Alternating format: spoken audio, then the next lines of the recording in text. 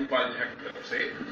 देखिए, मैंने अपने जीवन के 28 वर्ष जिनके लिए दिया, जिन प्रवासी, गरीब, मजदूर और दलितों के लिए आज सबसे बड़ी समस्याएं उनके साथ खड़ी है और उस समस्याओं में एक परख भी हो रही है समाज की, सामाजिक समस्या की और सरकार की।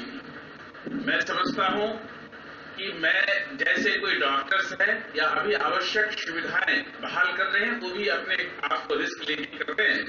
मैंने भी ये मान करके कि हम थोड़ा सा समाज में बने रहेंगे और जो भी होगा वो ऊपर वाले पर छोड़ करके, और मेरी जो अपनी क्षमता है, मेरा नाम ही सुदामा है और जो रामायण में जितनी एक गिलहरी की भूमिका थी कि एक गिलहरी समुद्र में कूदता था और फिर उसके बाद वो पहुंचता था सेतु पर, क्योंकि उसके उतनी क्षमता थी कि उसका पानी उस बांध में देकर के अपना नाम वो जिंदा रखना चाहता था। दूसरी, जो सुदामा जी अपने कृष्ण के घर गए तो 4 घर के 4 दाना चावल लेके गए।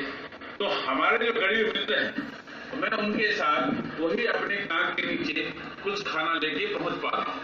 तीसरा, जब एक कहानी में एक जंगल में आग लगी, एक चिड़िया एक नदी से पानी अपनी चुभ से डाल रहा था जंगल में, तो चिड़िया जब डाल रहा था तो दूसरा चिड़िया सब बैठ के देख रहा था, भर दिन डाला आग बुझी नहीं। तो उसने कहा कि भाई आप जो डाल रहे हो खुद भी जल जाओगी।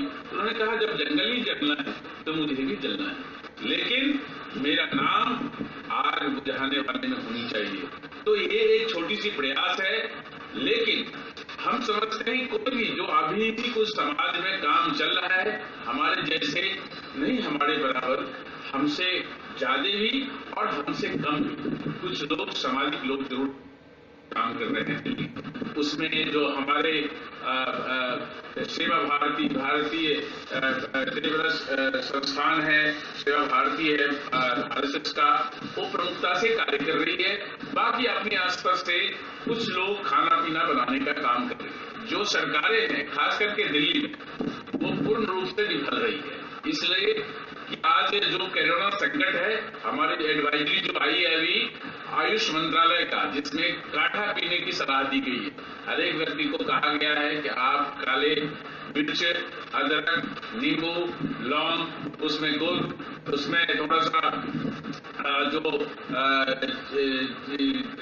नींबू और जो कुछ ऐसी चीजें, तुलसी का पत्ता, गिलोय, ये सब डाल के आप काढ़ा बना करके पिएंगे। और ये भी है कि चावल से थोड़ा बच के रहें, जबकि दिल्ली में जो खाना दी रही है वो एक तो मात्रा उसकी बहुत कम है, दूसरा वो चावल या खिचड़ी दे रहे हैं, और तीसरा उसमें पौष्टिक का अभाव है। खाना सभी लोग इस समय में खिचड़ी देना भी खतरे से खाली नहीं है। खिचड़ी कभी खाया जा सकता है, खिचड़ी में कोई ऐसा नहीं कि बीमारी फैलेगा, लेकिन लगातार खाएगा तो छोटे बच्चों को सर्दी जुकाम ये सब हो रहे हैं। जो विकलांग है, जो विधवा है, जो वृद्धा है, उनको तक राहत सामग्री नहीं पहुंच रही है। अगर किसी घर में अगर 20 में से 1 लोगों तक कुछ सहायता किसी के माध्यम से पहुंचती है तो 5 दिन, 7 दिन, 10 दिन का होता है, बिल्कुल वो आदमी वहीं खड़ा हो जाता है। मैंने पहले ही कई पत्र लिखा हूं देश के, हम प्रधानमंत्री से लेके दिल्ली के लेफ्टिनेंट गवर्नर से लेके मंत्री के चीफ सेक्रेटरी से लेकर के मुख्यमंत्री तक, और बार बार लिखा हूं, 7 टाइम्स पत्र लिखा हूं कि आप एक राशन किट बनाओ जिसमें चावल हो, दाल हो, उसमें गेहूं हो, चाय पत्ती हो, चीनी हो, तेल हो, सूखा दूध हो, उसमें थोड़ी सी चना हो, थोड़ी सी उसमें काला चना, थोड़ी सी उसमें सोयाबीन हो, और कुछ सामान, साबुन हो, थोड़ा बिस्किट हो बच्चों के लिए, ताकि 10 दिन के बाद आप उनको दीजिए, ताकि वो घर से निकले नहीं आवश्यक काम के लिए, और लॉकडाउन का पालन हो, ताकि जल्दी लॉकडाउन से हम बाहर आ सकें। लेकिन ऐसा निकम्मे होने के कारण से दिल्ली की आज इतनी बड़ी संख्या में, तादाद में कोरोना, देश का दूसरा बड़ा सेंटर हो गया दिल्ली, महाराष्ट्र के बाद, और सरकारें जो है वो अपना ऐड देने में लगी हुई है। मैं समझता हूं कि अगर आज कुछ समाज सेवी दिल्ली में हाथ नहीं बटाए होते तो एक दिन में सैकड़ों लोग भूख से मरे होते, ऐसा मैं महसूस कर रहा हूं। और जब मैं खास करके बुराड़ी क्षेत्र के विभिन्न इलाकों में जाता हूं तो उनकी हर एक जगह हाहाकार है, क्योंकि इस महीने में जो गरीब मजदूर वर्ग थे उनके साथ उनको लाइन में थोड़ा सा खाना अगर किसी तरह से गुजर भी कर लिए हैं, उनके साथ थोड़ी थोड़ी और समस्याएं खड़ी है। और जो दूसरा वर्ग है जो एक उससे ऊपर वर्ग था, उनको पिछली माह की तनख्वाह नहीं मिलने के कारण वो भी तकलीफ है। सुदामा जी, अभी लॉकडाउन पर बात हो रही थी। लॉकडाउन कहीं न कहीं लग रहा है कि लॉकडाउन की धज्जियां उड़ाई जा रही है। हालांकि ये आरोप प्रत्यारोप का दौर है नहीं, लेकिन सामाजिक कार्य होनी चाहिए। तो इसमें आपको इतना ही कहूंगा कि देखिए, लॉकडाउन की धज्जियां इसलिए उड़ेगी और इसलिए उड़नी है कि सबसे पहले लोग भूख से मरेंगे। तो भूख से अगर आदमी कुपोषित रहेगा, भूख से दिक्कत में रहेगा, तो उससे आपको दिक्कत ये होगी कि लोग भूख में भटकेंगे, और जो भूख मिटाने के लिए निकलते वो भी भटकेंगे, क्योंकि उन्हें उनको पहुंचाना भी है और उसके लिए इंतजाम भी करना है। तो इससे लॉकडाउन 50% ही सफल हो पा रहा है। बुराड़ी में एसडीएम द्वारा कुछ दिन पहले राशन किट बांटा गया था, उसमें जो भगदड़ हुआ, अफरा तफरी का माहौल हुआ, क्या आप समझते हैं कि इसको कोई दूसरा इंतजाम किया जाए? देखिए, हमने पहले से ही कहा था कि राशन किट जरूरतमंदों के घर तक पहुंचना चाहिए। उन्होंने इतनी बड़ी गलती की कि उन्होंने भीड़ जमा की और कुछ ही लोगों को राशन मिला। पूरे दिन लोग भूखे रहे। किसी को उसमें भूखे रहने के बाद किसी व्यक्ति को उसमें जो राशन नहीं मिला, वो कहीं लाइन में लगे भोजन लेता, तो उसको भी तो कम से कम भोजन प्रोवाइड कर सकता था कि राशन किट नहीं है, या उनको पहले ही कितना किट है, कितना बांटना है और कितना हमारे पास उससे लाइन से बाहर करना चाहिए था। 10 घंटा लाइन में रहने के बाद लोगों को किट नहीं मिले, हर दिन लोग भूखे रहे, और अगले दिन यहीं पर सर फूटा है लोगों को राशन के लिए, जबकि